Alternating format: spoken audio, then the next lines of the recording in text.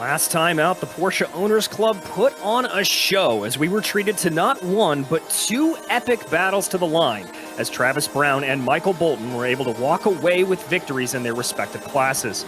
But as we turn our attention away from the run through the trees that was Road America and instead focus on tonight's blast through the streets of Long Beach, what surprises will await our drivers? Well, we'll find out soon as we get ready to watch round 18 of the Porsche Owners Club Series, and you'll see it all here live on the Global Sim Racing Channel. Hi, I'm DJ Clark, and with me in the booth is Adam Lindgren. Behind the scenes is our director, Joe Peak, and he's using cameras provided by Dougie Beard. Long Beach is, without question, one of the trickiest circuits to master on iRacing, so let's head over to our track guide to see just what awaits these Porsche drivers tonight.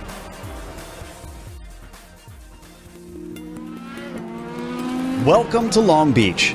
Nestled into the south side of Los Angeles and running alongside the Pacific Ocean, this street circuit has made the port area world famous. Both Formula One and IndyCar have called this 2-mile, 11-turn circuit home. Winning here has become a prestige worth boasting about among open-wheel pilots.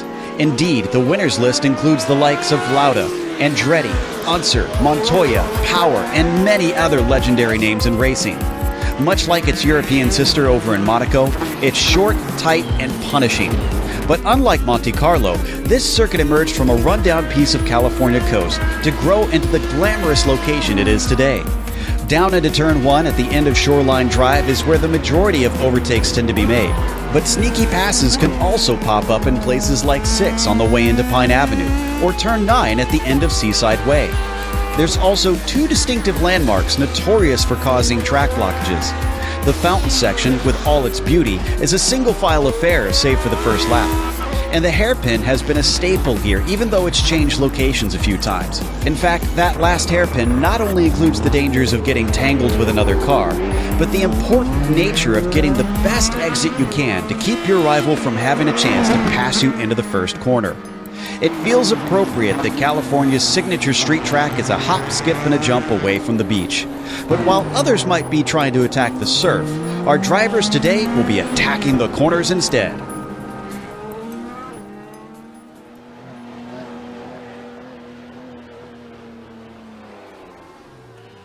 Well, Adam, we've got two different classes of cars out here. What can we expect from Long Beach? All right, well, DJ, this 1.97 mile or 3.17 kilometer 11-turn circuit may not seem like much, but this track is extremely technical and a challenge to tackle in any car, much less the Porsches. The GTE cars will feel cramped and a little tightly wound here over the many bumps and undulating track surfaces, especially the tight turning radius of the fountain and the hairpin. But their many horses will feel right at home along the shoreline and seaside drives. The GT4s will have the opposite issue, with the straights being a challenge to bring the power, but the corners will be a little bit more to the car's liking. With such a tempting straightaway after the hairpin, you may think that passing here is pretty simple, but with that tight radius and slow speed in through the turn, an over-under usually ends up backfiring, and if you're right upon the bumper of the car ahead, you'll find yourself falling behind very quickly on exit. Multi-class here will be very spicy, with the tight confines and close concrete barriers making side-by-side racing a challenge. The only safe zones to get around a lap car here will be the straightaways, and every other section is a lesson in patience and corner exit speed. This should be a very interesting venue for our Porsche owners tonight here, DJ. I think interesting is going to be the word of the day here, but before we get to the action around this beautifully scanned circuit, we want to thank some of the sponsors for tonight. First and foremost, Porsche. Porsche, there is no substitute. Find out more at Porsche.com. Also, Sunset Mortgage. Don't put your money in the bank, be the bank. Check them out today at sunsetcash.net. I'd also like to thank Octavio Tequila. Celebrate now for a great tasting tequila. Go to octaviotequila.com and purchase today. And finally, Century Financial Consultants, making the rest of your life the best of your life. You can check them out at their website at centuryretire.com. Well, as we said on the top of the broadcast, we had an absolute barn burner of a race last time, and how that plays into the championship here in that GT1 category. You can see there, oh, that's the GT2s, excuse me. Jerry Freckleton not having a good race out there to last time out. Still, though, sitting 41 points ahead of John Momeyer. Now, that's a pretty unassailable gap with as few races as we have going, just the same as it is for Aaron Edwards trying to claw up to that second position. But a pretty good battle shaping up for P3 with Adam Bolton only 3 points back of Aaron Edwards and Mark Rondeau only 3 points back of Fulton. Adam, what can you tell us about the GT1 standings? Well, Travis Brown has a pretty good lead, 29 points over Corey Latvala right now, over that second position, and then it's another pretty big gap back down to Michael Johnson in third. But similar to the GT2 standings, the battle for third is a little bit closer, only 11 points between Michael Johnson and Bayan Salehi right now. BJ Fulton only another 9 points back there, so it's a little closer for those drivers, but they still have mountains to climb between each other to get to those positions. But Travis Brown, unless he has a DNF here, Corey Latvala is a little bit far back. Yeah, we'll have to keep an eye, and we want to run you through the race details for today as well. Like we said, it's 18 to 24 rounds. This is a whole year-long event, so lots of time here for the ebb and flow of the series. We do have those two classes. You saw the GT1s. Those are the 911 RSRs, the GTE type cars. And then the GT2 category, well, that's going to be the 718 Caymans. Now, it will be a 30-minute race out there, and it's open setup, but drivers are very, very giving with their setup with everybody else. Drivers are currently out on track right now for a 40-minute qualifying session, which finds Bayan Salehi and Jad Duncan leading the respective classes. Absolutely, Bayan Salehi with a very small gap over Corey Latvala. Then Jad Duncan with a very small gap over Michael Ryan Johnson. So very tight confines for these drivers as far as their lap times are concerned. And the lap time is very short as well.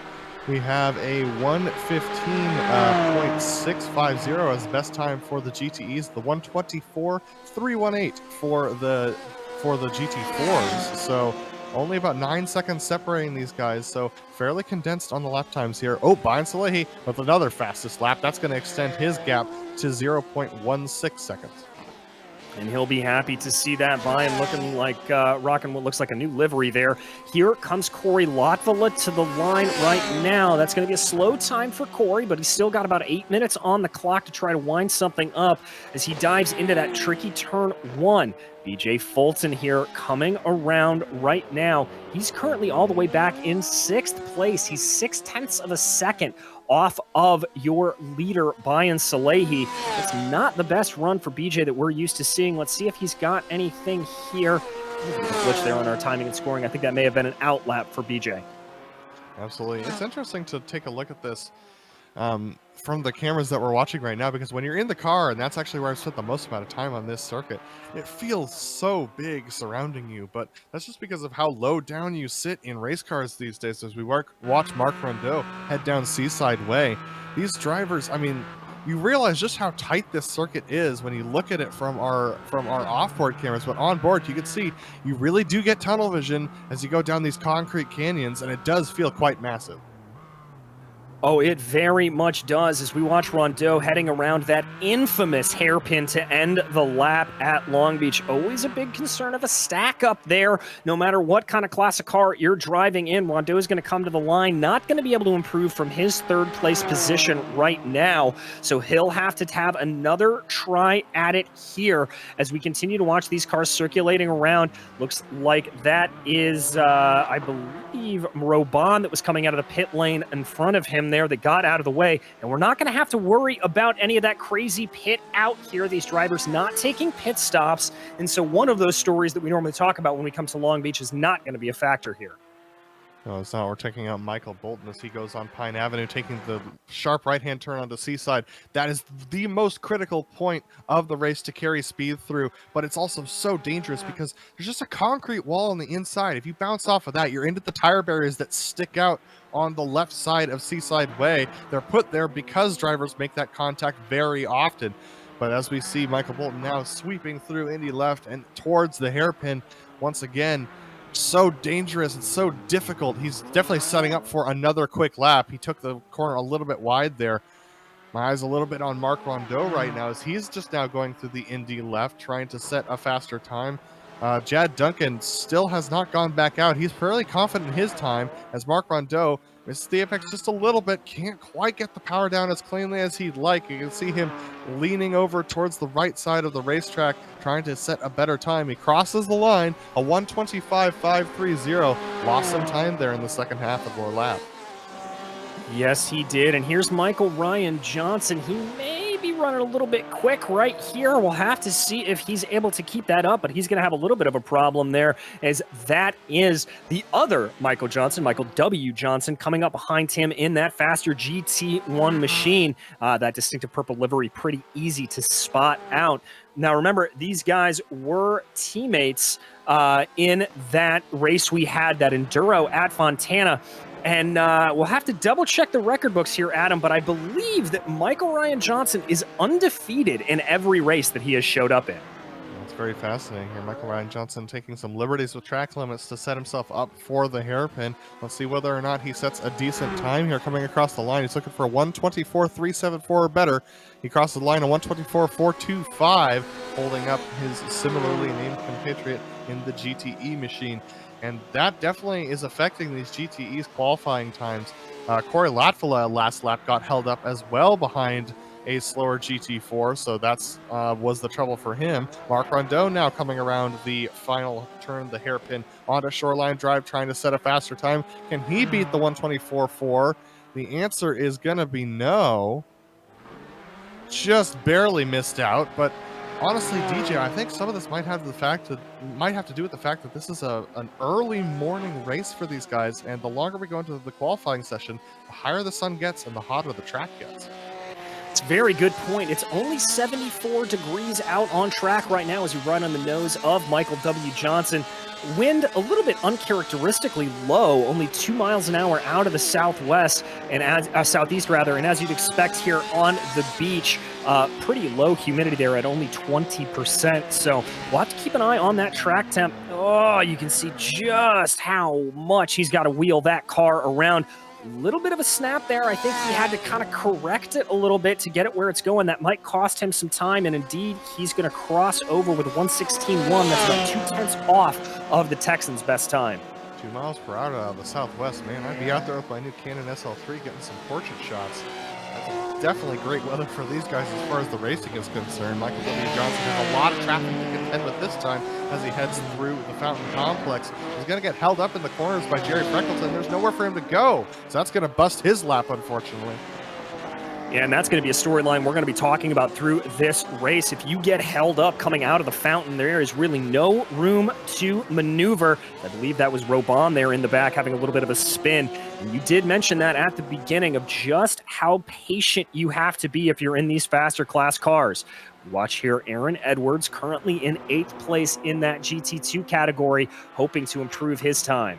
And Jed Duncan's satisfied. He's jumped out of his car with 2 minutes to go, so he's not going to get back out on track to set any more time. So Jed Duncan satisfied that he's done enough to hold off Michael Ryan Johnson in 2nd place. Aaron Edwards, though, trying to improve in his 1:25.743. Let's see what he does as he crosses the line here. We've had contact between Corey Latvala and John Momeyer in the background that ruined the end of Corey's last lap here. So unfortunately, that's going to be the end of his qualifying attempt. Aaron Edwards does not improve, unfortunately, so staying back in that 14th position. And there you see Michael W. Johnson, as we said, unable to improve courtesy of that lap traffic. We are now following the multicolored madness that is Michael Ost here. He gets his way out of the hairpin, trying to improve on a 1:15.9, currently in 4th position. No, just off the mark there for Michael Ost. He'll have at least one more, maybe 2 more laps if he's able to get around here quickly to try to do it. Goes into that first corner. Very, very treacherous, especially on the start. That's going to be a big danger area for these guys when they get rolling. Michael Ryan Johnson missed the apex of turn 1, so unfortunately he's going to be a little slow on this lap as he's going to go past the, I think that was a wrecked out vehicle. I'm not sure who it was, but Michael Ost able to get by fairly cleanly. Probably didn't lose too much time, but when we're talking hundredths of a second separating themselves from their fastest lap times, that might be enough to cost him time. So Michael W. Johnson coming around the corner. Let's see whether or not he can improve from 5th position, coming around the final hairpin, looking for better than a 15.954. once again, not able to do so. So starting his final lap of the session now, Michael W. Johnson on his final flyer. Well, I'm wondering with that purple machine if he may be a little bit tuned for the corners. I was seeing some flashes of purple on that lap as he set some fast micro sectors, but he just seems to be losing out time on the straightaway. Now, that is just conjecture, so we may have to check that out during the course of the race and see if that is the case. So we now follow BJ Fulton. A little bit surprisingly back in 6th right now, the last of those GT1 qualifiers. Let's see if BJ is able to improve on a 1:16.1. Not quite yet, and I don't think he crossed over with enough time, so that may be it for BJ. That is it for BJ, unfortunately, because the checkered flag is already flown here. So Travis Brown will be the next to cross the line, trying to beat his own 1:15.831 to try and improve from 3rd position. It's not going to happen, unfortunately. 1:16.436. The track heating up just a little bit for these drivers. Corey Latvala next to cross the line. Very slow, unfortunately. 15 seconds off. And that's going to leave our GT4 contenders of Mark Rondeau and Michael Bolton. Indeed it is. So Rondeau here trying to improve. I'm seeing a little bit of green from him as he makes his way down Seaside Way and into the Firestone turn. He's just going to have to keep it together here the best that he can and make sure he nails that hairpin. It is the most crucial corner on this track. Makes it through Indy left, gets the braking down. Oh, that's going to ruin the time. The tail getting very, very squirrely, and Rondeau's going to pull it off into the pits. And so now it's all down to Michael Bolton, who does the same. Yeah, just unfortunate for both of them. Clip the inside curbing just a little bit. There's a little bit of a dip there where the curb meets the asphalt, and you dip your tire in that, and you just lose traction, unfortunately. So that's going to end the session. Indeed, and so now we are ready for 30 minutes of thunder here on the streets of Long Beach, and let's run you through the qualifying order. Brian Salehi taking pole position in that GT1 category, followed by Corey Latvala to his outside. Row 2 behind them will be Travis Brown and Michael Ost, followed by Michael W. Johnson and BJ Fulton. Jad Duncan's going to take pole for the GT4s with Michael Ryan Johnson. Starting off in 2nd place, we got Mark Rondeau in 3rd with Michael Bolton starting off in 4th. Jerry Freckleton going to start off in 5th today with John Momeyer down in 6th.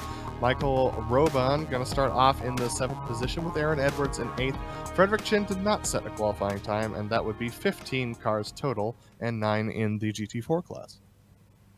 Indeed, not sure if I'm seeing Frederick Grid up here, so not sure if he is going to be a runner or not. Bit of a short pace lap here, though, for these guys as they will start just before the Firestone turn. It'll be interesting to see where they decide to go. It's a short enough field that I think they'll all be able to get out of the hairpin, so we won't have any massive kerfluffle coming through there. But no matter what, when you have at least 15 cars going down into turn 1, just as tricky as a braking zone as that is, Adam, you got to be careful. Absolutely, but what's also tricky is the exit off of the final hairpin. I'm thinking of the GT4s who are probably going to be about a second to 2-3 seconds behind the GT1s. They're actually going to be right probably before the hairpin, before they take the green flag, which might make it very difficult for them to stay side by side going through there. So turn 1, tough braking zone on cold tires and cold brakes for sure, but you got to be thinking about your pace lap even as well. So that's a real challenge for all these drivers.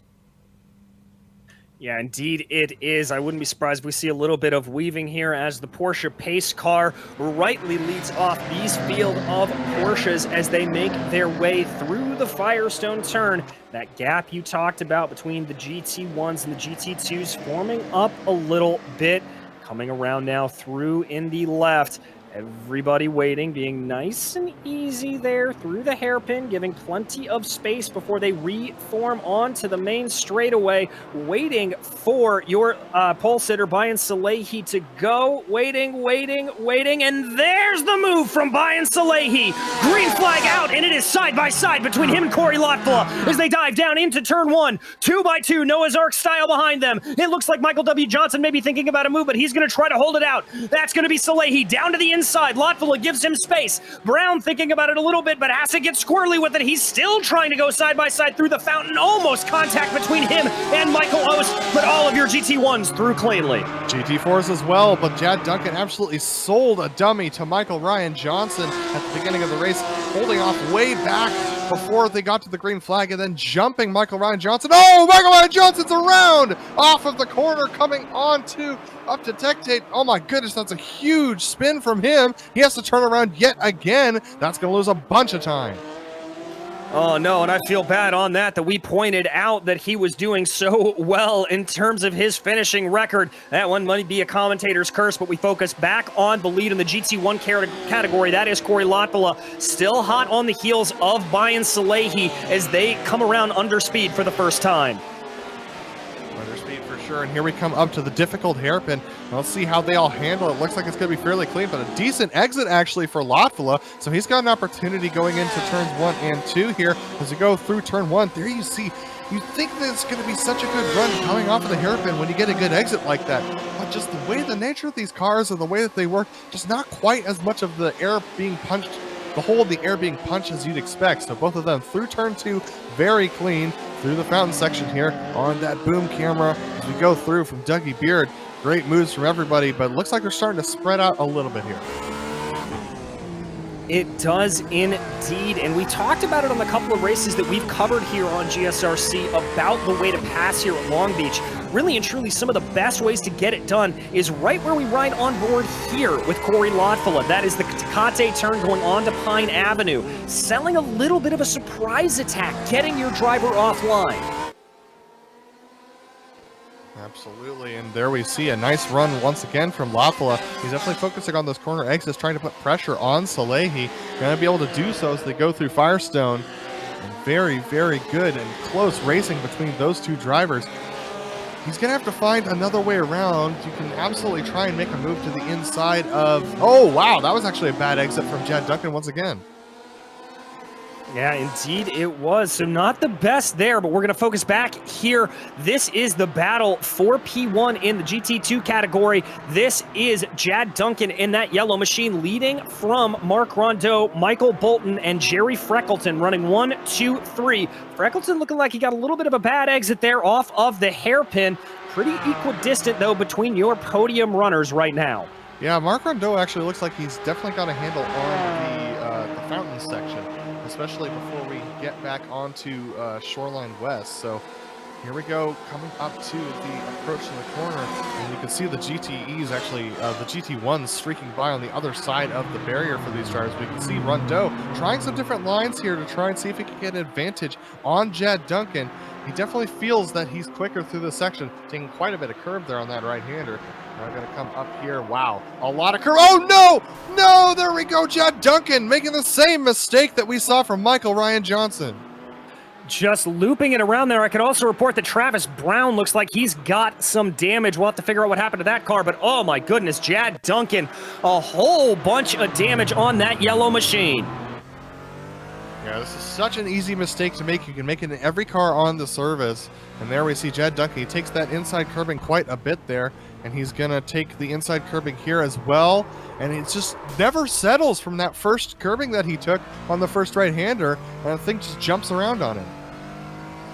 Indeed it does, and I can report in terms of Travis Brown, don't need to go to it, but he just caught a little bit of the curb coming off of Pine Avenue, went wide onto Seaside Way, and that put him into the wall and damage to the left side of that machine.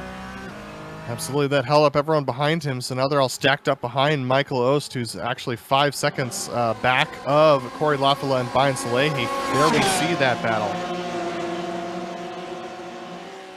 We see it indeed. That's Michael W. Johnson trying to close in on Michael Ost a little bit. Now remember, we theorized that he may be a little bit trimmed down and have some better speed through the twisty bits of this circuit. But right now it looks like he's almost falling prey a little bit to BJ Fulton behind him. Absolutely. So yeah, Fulton just absolutely putting some heavy pressure there.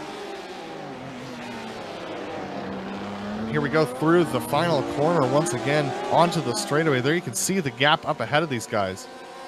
And absolutely very tight between these drivers. Was indeed, and I thought there for a second that BJ Bolton, who we ride on board with, was going to have a good run on Michael W. Johnson, but a little bit of wheel spin coming out of the hairpin got that car slightly sideways. He's not going to be close enough to have a look down into turn 1. Good line there from Johnson. A little bit of the curb for BJ Fulton as they navigate the fountain section. Ooh, takes a little bit of the grass there almost with him. Does Michael W. Johnson as now they make their way through this twisting bit.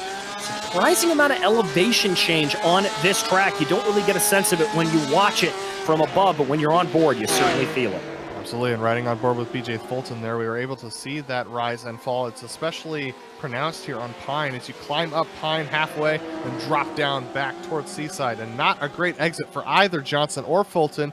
Johnson taking it a little bit too deep, Fulton a little bit too shallow, and that's why you see the two of them separating just a little bit there. Yeah, starting to separate out a little bit, but looked like Michael didn't exactly get the run he wanted to out of the Firestone turn. We're going to jump back here as this is a nice little battle happening. And that's Michael Ryan Johnson pulling over and laying those guys by. Did he get a slowdown penalty for some reason? You can pick up a slowdown penalty if you cut corner 1 a little bit. I'm not sure exactly what happened to him on that, though, Adam. Well, here we go again with Rowan and Michael Ryan Johnson moving through, fighting each other here. But that was a very interesting moment from Aaron Edwards, actually, who fell back there just a little bit. So Aaron having to move over for those guys, and now Michael Ryan Johnson in 6th, Rowan in 5th. They're about 8 seconds behind Jerry Freckleton, who's in the 3rd position. Yeah, Jerry doing what we've seen Jerry do many, many times, which is just run a good, clean race. That's what's netted him so many points over the course of the season and gotten him into the lead of that GT2 category. Oh, is that a spin? Oh, my goodness gracious. That was a spin off for Jad Duncan, and it collected Michael W. Johnson. The bad luck for Duncan today, just continuing to plague him. This was coming onto Seaside, actually. And so Michael W. Johnson, not too much damage, but both the Michael Johnsons having bad luck today. Here we're going to see it from Michael W. Johnson's perspective. That's Jad Duncan just up ahead of him. Jad Duncan's going to take a little bit too deep into the right-hand arc onto Seaside, and he's going to see him bounce off the wall, and Michael W. Johnson's going to hit him right there. Yeah, absolutely nowhere for Michael to go, unfortunately. As we ride on board, this is with BJ Fulton behind him. You can see how BJ was just able to avoid this incident. That's Jab in the yellow car right ahead. You see him start to lose it. Michael fully onto the brakes. BJ just that far enough back to make it work. And Brian Salehi's about to catch his first of the lap traffic here. It's going to be John Momeyer in the GT4. He's able to navigate very well by on Pine Avenue as they make the right turn onto Seaside. And that's actually a very difficult turn for Momeyer to make, because shallow entry onto Seaside from Pine, you're actually on a descending turn, off camber turn, and that could be a real challenge to make for any machine, especially the awesomely loose GT4. Exactly, so they're going to have to be very careful about that, but we're going to give a little bit of love here to our leader. This is Brian Salehi. He leads by about 2.2 seconds over Corey Lotfula. That's Lotfula in the red machine that you just saw streak across the bottom of your screen. Brian doing a very good job here of keeping everything together. Absolutely, but there's a long way to go, and there's a lot of traffic to deal with as well. He's going to catch up to this battle for 4th position between Michael Ryan Johnson, Michael Roban, and Aaron Edwards that he's going to be catching up to in about 2 or 3 turns' time. So these guys have got to be looking in their mirrors, and Brian's got to be hoping that he can clear these guys quickly. He's not going to... Oh, man, this is going to be close. He might catch a couple of them on Seaside, but he's not going to be able to pass all of them by the time he hits Firestone. No, he's not. He's able to dispatch one there coming up Pine Avenue. That was Aaron Edwards. Next in his sights is going to be Michael Roban and Michael Ryan Johnson. I think he's going to be able to get Roban pretty easily there, and yes, indeed, he is. Now, this is the deciding moment. That's Michael Ryan Johnson getting out of the way that he can, but that's going to be a compromised line there for your leader, Brian Salehi. Yeah, and Lafayette had a much better run through there, but he's going to get stuck behind Roban, and Michael Ryan Johnson through the hairpin, and that's absolutely going to be a defining factor for him entering the straightaway. There you can see him getting a little bit loose. We're riding on board with him now. He's able to get past Robon, and now it's Michael Ryan Johnson who's going to sneak by. Yep, so there he goes on by, and in all of that, I have to say, didn't lose a whole lot of time. The gap's still about 2.2 seconds as Salehi starts the braking for that first corner, so both drivers able to dispatch that traffic with relative ease. Absolutely, so now they're going to make their way up to the back of Michael Bolton and Mark Rondeau, who are battling for the lead, as well as Jerry Freckleton, who's got about 5.5 seconds up to Bolton for that battle for second place. And it looks like, unfortunately, John Momeyer has had he's disconnected, unfortunately, so he will no longer be taking part in this race. Oh, and that is going to destroy any chance Momeyer had of potentially catching your GT2 championship leader, Jerry Freckleton, here tonight. So that is a definite blow to the championship. Freckleton, in turn, just has to keep things together. As we continue to watch here, that battle in the GT2 category, that is Mark Rondeau, your leader, being pursued by Michael Bolton. Yeah, Bolton's definitely been catching over the last couple laps. The gap was up to 2 seconds before, but now with Brian Salehi 4 seconds behind these guys, Mark, Michael Bolton's been able to close that down to a second. It was actually 7/10 before the apex of the hairpin, and looks like Michael Bolton's trying to adjust some stuff in his machine, specifically apex of turn 1 a little bit. That's going to lose him 2/10. Yeah, just those little bit of changes can really throw you off here around Long Beach. This is pretty much our closest battle on track right now. Everything's starting to calm down here as we tick closer to the halfway point, although that is your leader, Brian Salehi, starting to close up behind. Absolutely, and a little bit of a loose moment there from Bolton. Brian Salehi's going to sneak through before Takade turn, and he should be able to get Rondeau. Ooh, wow, so Bolton going a little bit deep on the brakes there. But Salehi should be able to pick off Rondeau as they turn on the Seaside. There's that shallow line that's so hard to handle for Rondeau that I've talked about. That should give a good run for Bolton on Seaside. Yes, it should, but not enough. And I have bad news for fans of Michael Ost. Michael having a little bit of a spin coming into turn 1. He's dropped down to 5th in class.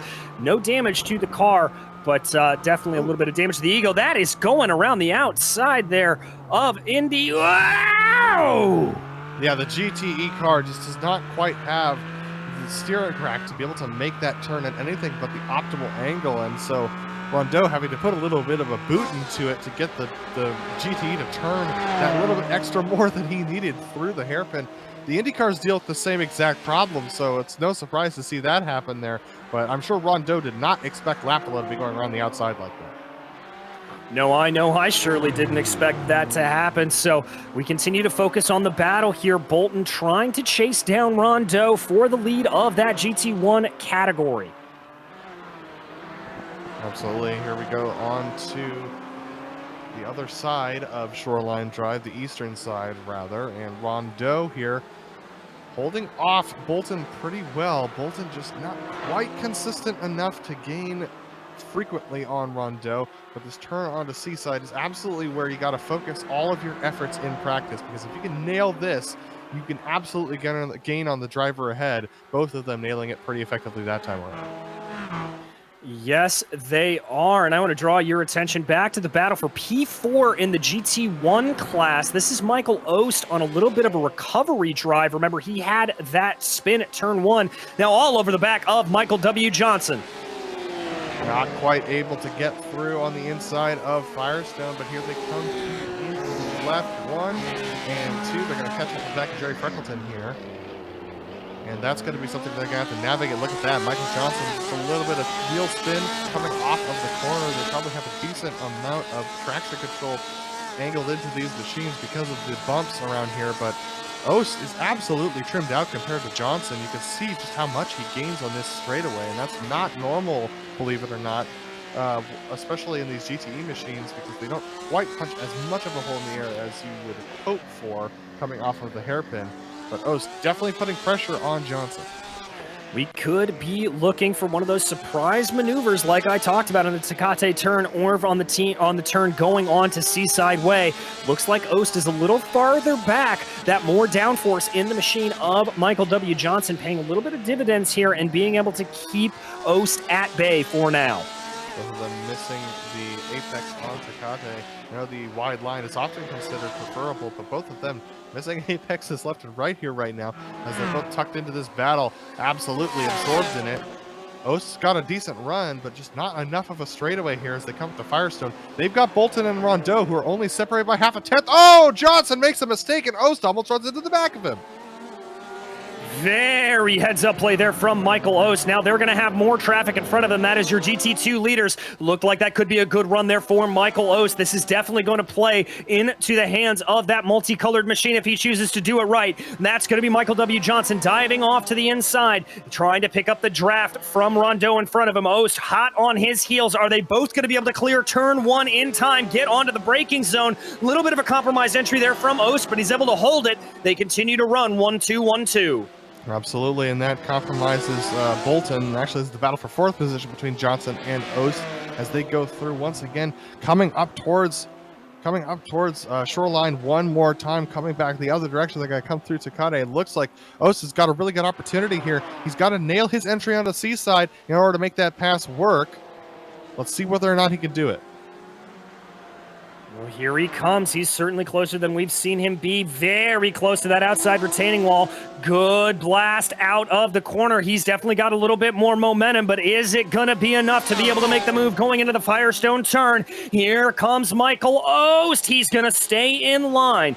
Wait another day before he tries to do this, but he is still all over the rear bumper of that purple number 9 machine. Can he now nail the exit out of the hairpin? Both cars looking relatively good. Maybe a little bit of a squirrel there for Ost, but he's still close behind. Absolutely. Now let's see whether or not that trimmed out machine is going to give him the advantage that he needs. He's going to have to outbrake him into turn one. He's definitely gaining. Is he gaining enough? I'm not sure. The answer is yes. Let's see what he does here. He's going to take a look, but can't quite do it on the brakes. Can't quite get it done. He'll have to be patient, that word that you talked about at the beginning of the broadcast there, Adam, as he just continues to try to hound Michael W. Johnson to the best that he can. Very close again coming out of that fountain section as they make their way now towards the Tecate turn. A little bit of a wiggle there from Michael Ost. Tries to line this up a little bit better behind Johnson. I have to say, massive credit here to Michael W. Johnson, just absolutely withstanding some fearsome pressure from Ost. Absolutely. A much better run from Ost, but he gets a little bit loose on the corner. He's definitely closer than he has been, but is Seaside long enough for him to effect a move? He's going to dive it down the inside. He knows Johnson is weak on Firestone turn. Johnson missing the apex just a little bit right there, but Ost can't capitalize on it. This is at the point, DJ, where I would start trying different lines from Johnson, trying to enter the corner a little bit later, trying to get a little bit of a better launch off of it. Not talking about the hairpin. That one you have to run pretty much the right line every single time. But Michael Ost, with the best run he's had down the front straight. He's certainly closing in a couple miles an hour speed advantage. Here he comes. Down to the inside is Michael Ost. He's going to be late on the brakes, but he loses it. And that's going to be Johnson into the back of him. Just a little bit too late on the brakes, unfortunately. Just a little bit too much rear brake bias. Had to turn in. Johnson running away now with a little bit of front end damage, but Ost has some significant damage now. And remember, that is not the only damage that Michael W. Johnson has sustained today. Absolutely. We're going to take a look at this replay once again. And that's Michael W. Johnson who just takes it. That's Michael Ost who just takes a little bit too deep into that corner. Hits the outside wall. Michael W. Johnson nowhere to go there. But as we come back live, the battle for the lead of the GT2 class has heated up. Mark Rondeau and Michael Bolton nose to tail. Yeah, they certainly are. Rondeau just trying to withstand the pressure from that red number 127 of Michael Bolton. This has pretty much been going on the entire race long. These two really scrapping it out here. Looked like a little bit of a slide there from Rondeau, but it didn't count against him too much. Yeah, shallow entry from Rondeau that time onto Seaside. You really have to turn in later than you think in order to make that corner work, a straight line. Rondeau, though, taking the appropriate amount of curving on the inside of Firestone. You absolutely have to do that in order to make that particular line work. These GT4s have a much better turning radius, but Bolton clipping the inside curbing just a little bit. Got that right rear tire upset off of the pavement just a tiny bit there, and that means he doesn't get the launch that he's looking for. They streak past Michael Ost, who's in the pits for repairs. Yeah, O's definitely needing, as that rear wing is all kinds of damage. You see a little bit of an alternate line there for Bolton, maybe just trying to fill the rear view mirrors of Marc Rondeau as they work their way through the fountain section. The two of them separated by about a half a second right now.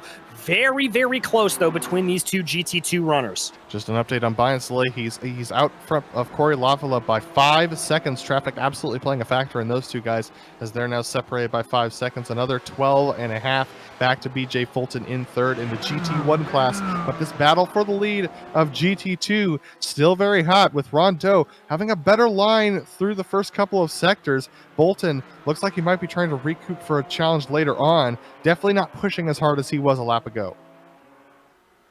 No, and I wonder if that may be a little bit that he overcooked his tires slightly. We've seen a slight increase in track temperature, only by about a degree, though. It's up to 75 degrees Fahrenheit on track, so Bolton may just be trying to cool the tires a little bit. Think about trying to make a run here in a couple of laps' time. Absolutely, and usually a couple of degrees of tire wear is not going to cause you that much of an issue, but in these GT4 machines, they get very loose, those rear tires, so it's definitely something you have to take into consideration, and especially with the amount of purchase you're asking of those rear tires coming out of the hairpin, you absolutely need to make sure that they're cool enough to give you the purchase that you need to gain on the driver ahead. But as we see, Rondeau starting to run away to the tune of about a second. Yes, he is definitely starting to pull away. And if Michael Bolton wants to make this a battle, he doesn't have a whole lot of time left to go here. Ticking down the clock is under 8 minutes to go in this race. So we are over 2/3 of the way done here around the streets of Long Beach. It's honestly a little bit unbelievable. This race has gone by very quickly for all of these drivers as they're all trying to figure out their way around here. And there you see Rondeau has still at about 0.8 of a second up ahead of Bolton. So definitely gotten that gap stretched out just a little bit. There is a battle on track right now between Aaron Edwards and Michael Robon for 5th and 6th position in GT2. They're making their way past the lapped GT2 of John Momeyer. Robon very late on the brakes there. Good job to gain all that time back that he might have lost trying to pass Momeyer. Robon's looking to the inside here. He's going to take a shallower line onto Seaside. This has not worked out for drivers in the past. It's not going to hurt him this time around. He's actually out of the draft of Edwards, interestingly enough. So interesting strategies here from Robon. Indeed, but I think he's just trying to fill that rear view mirror of Michael Robon the best that he can. Of Aaron Edwards the best that he can. Maybe just try to force the number 5 into a mistake. There's a late dive and contact into the hairpin. That's one way to do it. Oh, and that, I believe, was that Fulton around behind him? Was that BJ Fulton? Jad Duncan went around. And that is BJ Fulton that went around as well. BJ Fulton's been struggling with connection issues all day. So Jad Duncan, who has been recovering from his particular incident. So here we're going to see the first move there from Robon on Edwards, just straight into the door. And then behind there, Jad Duncan makes contact with Fulton, who ends up sideways on the straightaway. I'm not entirely sure what Duncan was thinking there. That looked like a pretty late move, actually, frankly, similar to what we saw with Robon and Edwards. Let's watch this. That's the blinking Fulton right in front of him. Fully saw the car. Adam, I got to say, that's a gap that was always going to disappear. Yeah, but at the same time, I think he expected Fulton to streak away from him much quicker than that, so that's why he took it at full speed. But Fulton was looking at the incident that happened in front of him, which, to be honest, Jad Duncan couldn't see. So I don't think it was an intentional moment between the two of them. But now Fulton under pressure from Michael W. Johnson for 3rd.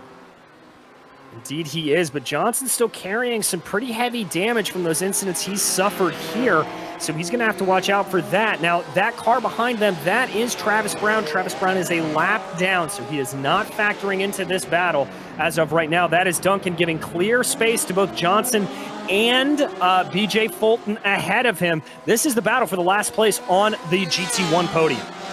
5 minutes to go in the Porsche Owners Cup race here at Long Beach. Fantastic battles we've had on track between all the drivers. I think most of them are just focused on trying to beat the track, to be honest with you. It's such a challenging venue for these drivers.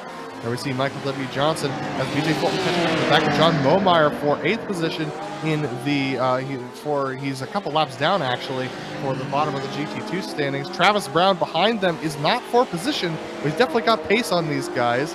So the traffic up ahead, that's Michael Robon and Aaron Edwards. Remember that incident in the hairpin that we just saw between Robon and Edwards. They're still battling. And so here comes BJ Fulton to rejoin that battle. Oh, and that was a little bit of a wide run there for Michael W. Johnson, and I think that's going to really compromise him. He's got to take a wide line. How he didn't hit those tires, I'll never know, but he keeps it on the track. He had to take that line because Aaron Edwards was on the inside. That absolutely compromised Aaron Edwards' run. But look at this. Michael Robon does not want to give it the inside for Firestone. Finally does as Michael W. Johnson sticks his nose in and says, hey, you have to turn in on me if you want that line. So Michael W. Johnson definitely trying to catch up to the back of BJ Fulton, but overcooks it into the hairpin. And there goes Fulton off into the distance.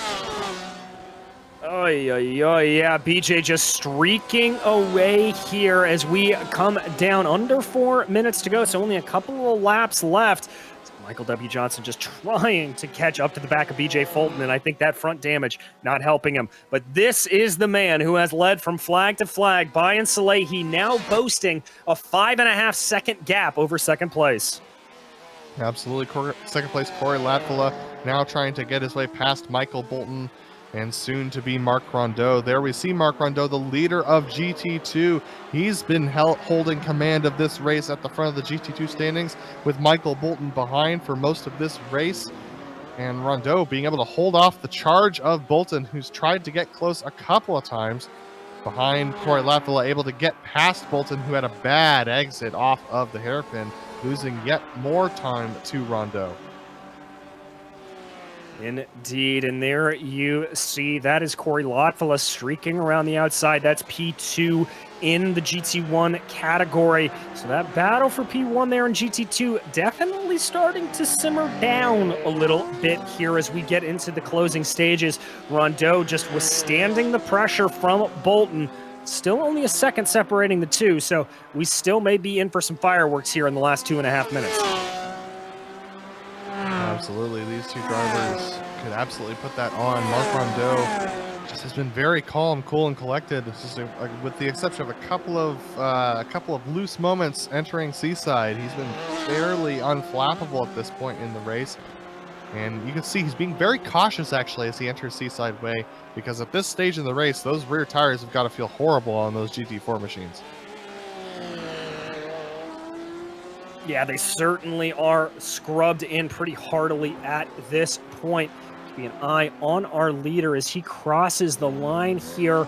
I believe that is going to be 2 to go for Brian Salehi as we keep our eyes focused on this battle for the top place in GT2. Absolutely, so that's going to be close to see whether or not iRacing determines that 2 to go or whether this will be the final lap. It should be 2 to go, but we'll find out. Rondeau still managing to run away from Bolton just a little bit here, pulling out yet another 10th on him as they cross the line that time around. Bolton is a little bit quicker through Pine Avenue, but once they get through Seaside and onward, that's where Rondeau pulls his gap. So Bolton, Rondeau with a mistake through the fountain section. That's going to pull back a little bit of time. Not yet enough for Bolton to be able to put on a challenge, but Rondeau hits the outside wall. Rondeau's tires must have hit a cliff. He's definitely under pressure now. He's under a whole lot of pressure here from Michael Bolton. That red machine really starting to claw in on the purple 171. Here they go, making their way through the Tecate turn. Both cars letting it run wide a little bit there. I don't think there's a whole lot of lingering damage to the machine of Marc Rondeau, but his headspace may be a little bit wonky after those incidents.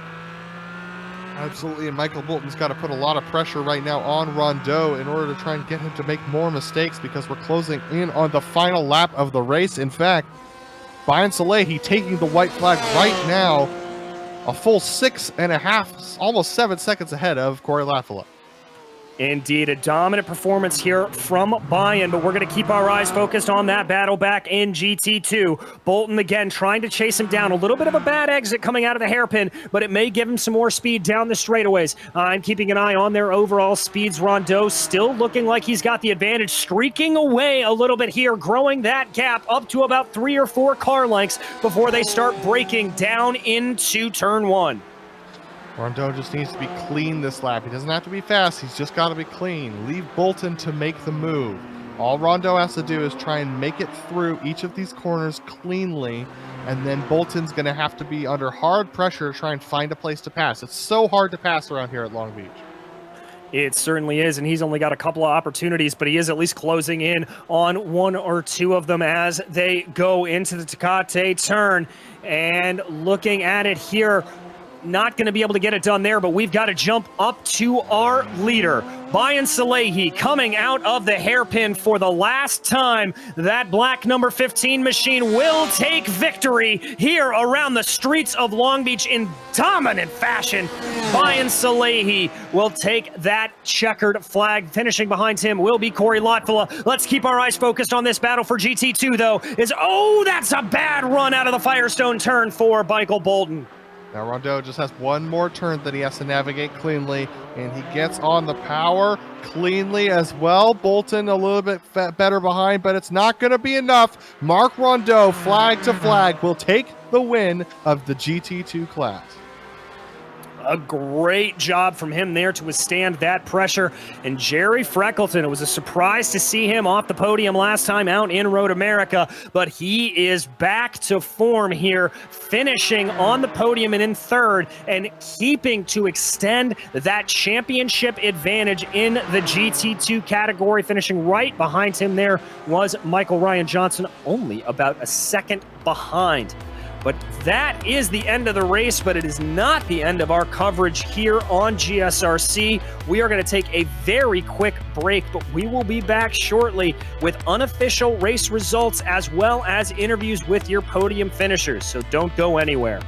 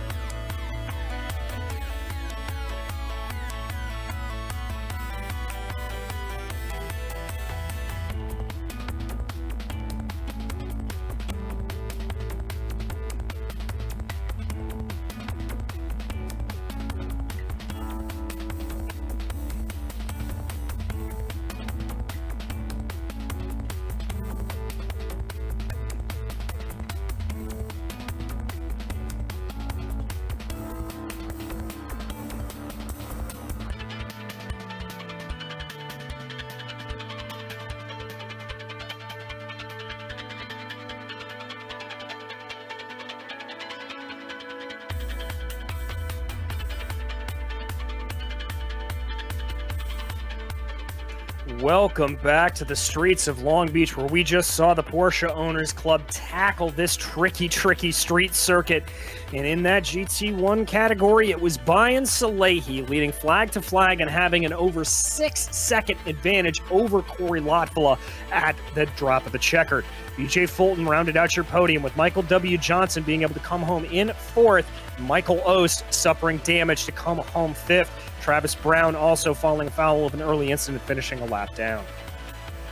Then we have Mark Rondeau, who wins the race over Michael Bolton by 0.5 of a second and had it pretty cleanly in hand by the end of the race. Jerry Feckleton is going to come home in the third position. Then we've got Michael Ryan Johnson, who's able to recover from an early spin up to fourth position. Aaron Edwards finishes fifth, and Jad Duncan in the sixth position, with Michael Raban having a strange disconnect, it looked like, towards the end of the race, finishing in the seventh position, ahead of John Momeyer and Frederick Chin, who did not start the race. Well, first up, in terms of our interviews, we want to talk to the leader, Brian Salehi. Brian, I would say that looked like an easy race for you, but it's Long Beach, so it's never easy. Absolutely not.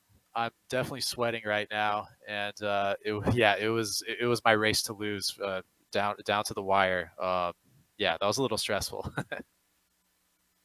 How did you prepare for this one? I mean, this is a track that we hear a lot of times people saying that you're racing the track rather racing your competitors. Does that change your preparation going into it, or are you treating it like a normal race?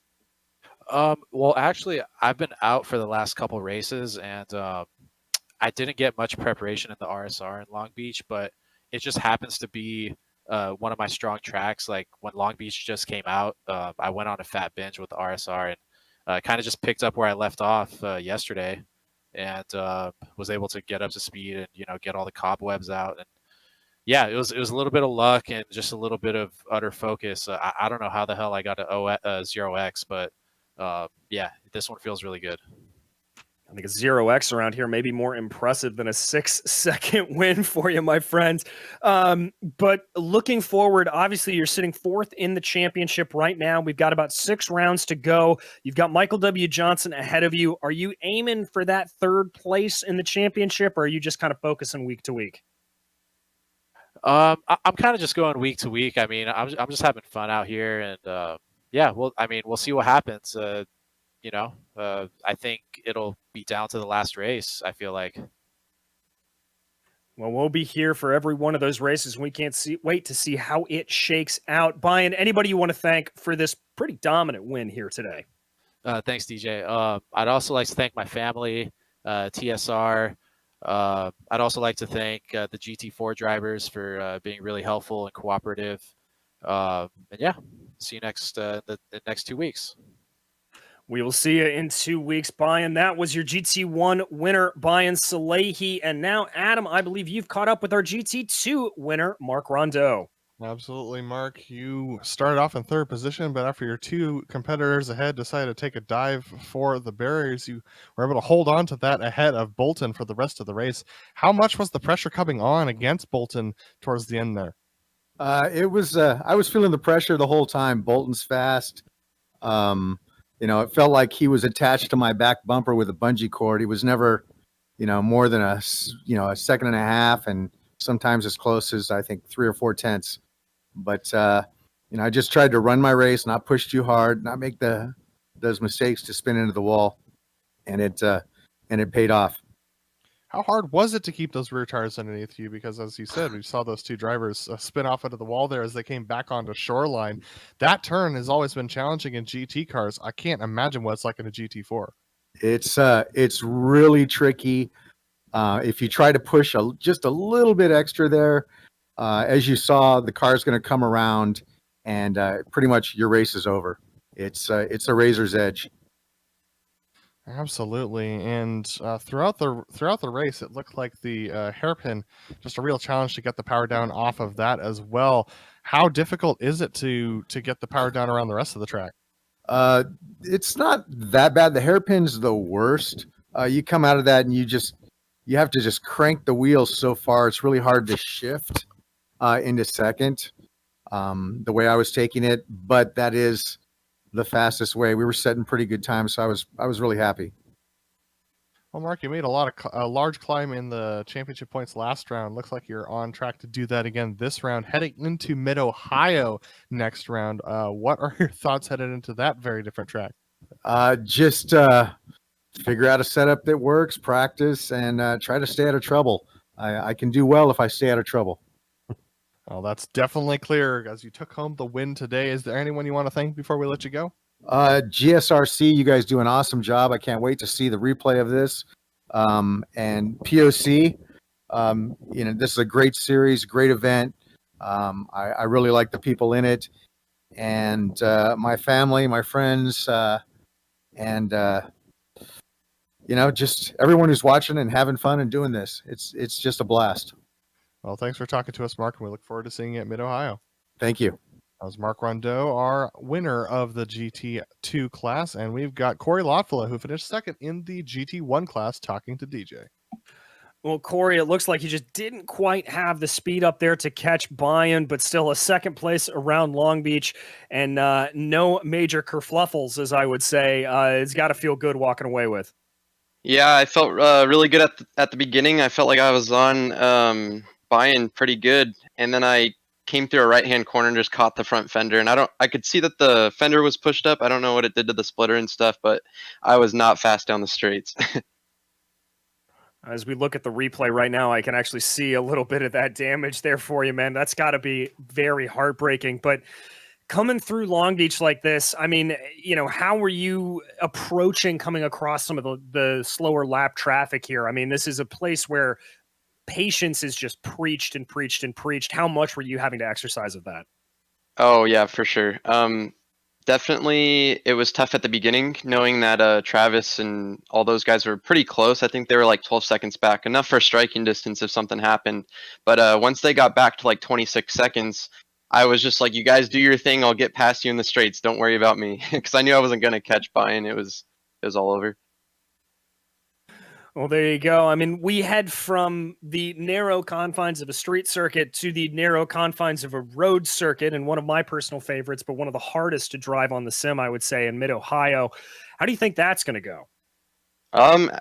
I just go into it the same way I did this race also. I kind of went into it like just a throwaway race, like whatever happens, happens. I'm not going to be mad, so...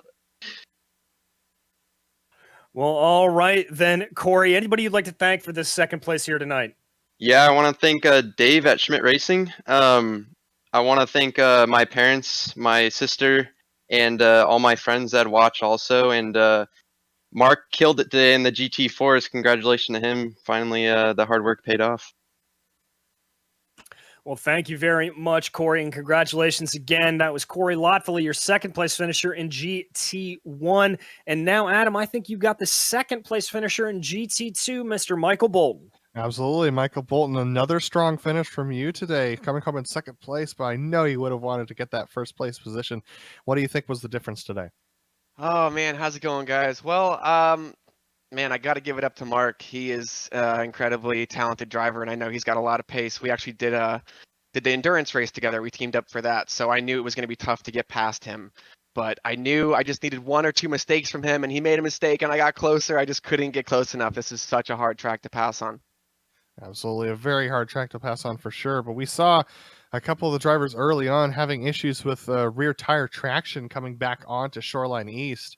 How hard was it to keep those rear tires underneath you and keep them cool today? I think I had a couple moments throughout the whole entire race. Definitely not very predictable, and just like I said, I just wanted to keep it out of the walls and stick on Mark's bumper, and that's what I achieved. But man, it was really close, and I tested positive last week for COVID, so this is like the one thing I can do from the house. So super thankful to be able to do this, and I think I sweated everything out, so I think I should be good. Well, let's hope your rig has handled it, and we'll definitely keep you in our thoughts as we go forward. But heading to Mid-Ohio next week, what are your thoughts on how to create a good strategy for that race? I didn't even know we were going there. My strategy is to shake and bake, like always. Turn a little bit of the left, a little bit of the right, little gas, and just try to bring it home. Well, thanks for talking to us, Michael. We look forward to seeing you next week at Mid-Ohio. Anyone you want to thank before we let you go? Of course, yeah. Always my family, my fiance Gabby, my dogs, Matt Hollander. Shout out. He's in Manhattan right now, and the POC. Thank you guys so much for putting this on, and GSRC, of course. All right, that was Michael Bolton, our second place finisher in GT2. And we have got our third place finisher in the GT1s. BJ Fulton is going to talk to DJ Clark. Oh, BJ, a little bit of a roller coaster race there for you, but you were able to get your way up through the field. Talk me through that one. Yeah, I knew this was going to be a race of attrition, and I was quite happy actually starting on the back row so I could just watch stuff unfold in front of me. And I was just trying to take it easy. I had a high downforce setup for this track, higher than the other guys were running, I think. And I just wanted to, keep it off the walls, and I managed to do that almost. Yeah, looking like you were able to get away with just actually, it's showing us that you've got no incident points, so kudos on that. But yeah, so what happened in qualifying? We were kind of surprised to see you far back down the order. Was that part of strategy or was that deliberate? Well, not really. So what happened was I ran a 15.8, which would have put me in, I don't know, third or fourth, but my internet went out at the same time, so it didn't count the lap. After that, and by the time I got connected, I was like, all right, well, I'm on the back row. Let me just practice with my race fuel and get used to that so I can keep it off the walls. It's a pretty good strategy for you, I would say, and it clearly paid off. As we turn our focus to the next races in this season, obviously, you're looking on the outside chance of maybe being able to jump up into fourth or even third in the championship. Are you focusing race to race, or are you looking at that bigger prize? I'm definitely looking towards the championship and keeping noting who my competitors are, in my immediate vicinity. So, yeah, I'm gonna push, for a few more races before I call it and can't get on the podium. But until then, I'm gonna be in it and trying to win every race. Well, fantastic. We look forward to seeing that charge for you, BJ. Anybody you'd like to thank here tonight for this third place? Yeah, let me just thank the POC for organizing all this and putting this league together. It's been great, and I couldn't thank them enough. Well, thank you so much. That was BJ Fulton, your third place finisher in GT1. And to round out our interviews tonight, Adam, you've caught up with Jerry Freckleton. Yeah, Jerry, good to see you back on the podium again. And I know this isn't how you want to win the championship, but with Momar having a disconnect, putting him a lap down, that's definitely given you a nice lead in the championship for sure. But what are your thoughts after this race?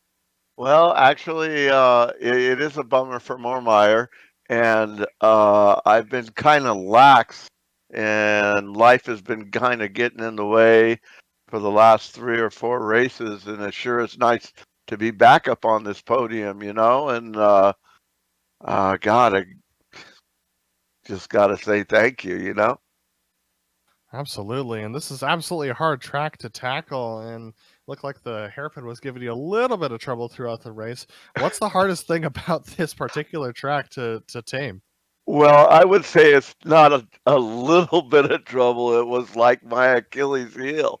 It seemed like in the very beginning,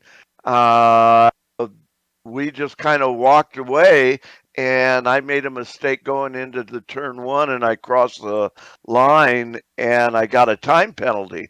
So then I cooled it and got rid of the time penalty, and I said to myself, you know what? There's no sense in trying to catch the guys up front. I just had to watch the guys behind me. So I just kind of cooled it, and then I noticed right around, say lap 16, Johnson started catching up to me again, and I kind of took me about 3 laps to get my butt back in gear. So I was a little worried at the end, but in all honesty, it's more right now just collecting points and trying to get up on the podium.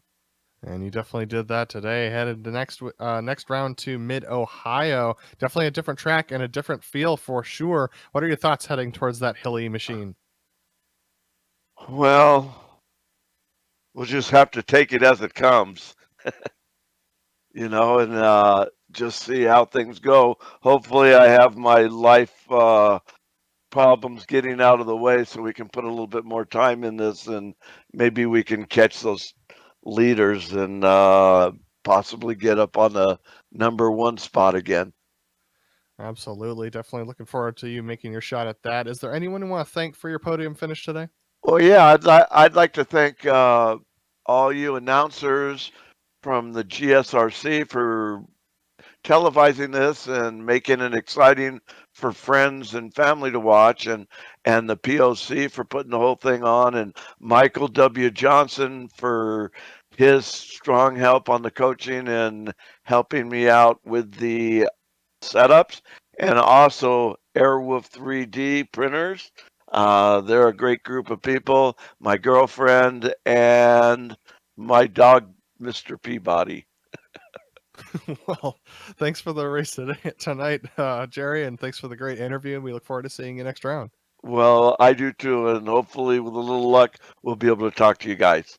Thanks a lot. That was Jerry Freckleton finishing third in the GT2s. Back to you, DJ. Well, folks, that's going to wrap us up for tonight's coverage of the Porsche Owners Club here at Long Beach. But before we go, we want to thank our sponsors again. And first and foremost among them is Porsche. There is no substitute. Find out more at Porsche.com.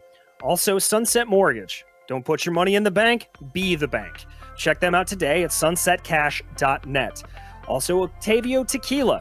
Celebrate now. For a great tasting tequila, go to octaviotequila.com and purchase today. And finally, Century Financial Consultants, making the rest of your life the best of your life. You can find out more at their website at centuryretire.com.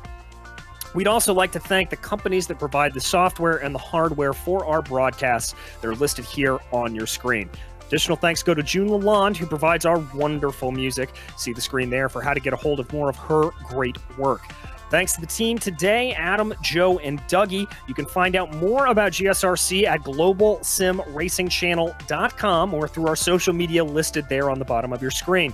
Also, please check out our merchandise store at simracingmerch.com/GSRC. We also keep a link in the description below. And don't forget to subscribe to our YouTube channel as well so you don't miss a moment here on GSRC. You heard us mention it a couple of times. The next time we're going to see these Porsche Owners Club drivers out, it's going to be at Mid-Ohio, Monday, September 27th at 11 p.m. Eastern Time. We also have some other upcoming races for other series listed on your screen, so check those out and mark them down on your calendar. But until next time, race clean, race hard, and we'll see you on the track.